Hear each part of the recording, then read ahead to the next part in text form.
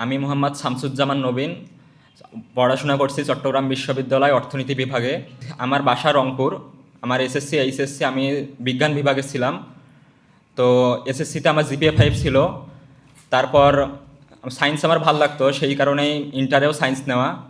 তো ইন্টারে আমার কোনো কারণে ইংরেজিতে আমি A- পাই। তো আমি প্রথমত ইঞ্জিনিয়ারিং প্রিপারেশন নিচ্ছিলাম। 1.5 মাস ইঞ্জিনিয়ারিং প্রিপারেশন কন্টিনিউ করছি। তারপর যেহেতু ক্লাস না ছিল না আমার, সেহেতু আমি তো ইঞ্জিনিয়ারিং ভার্সিটিতে পরীক্ষা দিতে পারতাম না।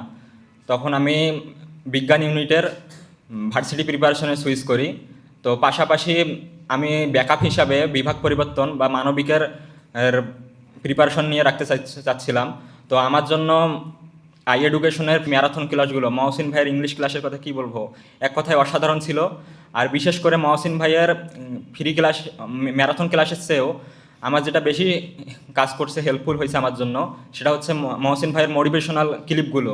যে 1.5 মিনিটের 2 মিনিটের যে মোটিভেশনাল রিলসগুলো আসতো, ওগুলো আমি অনেক দেখতাম।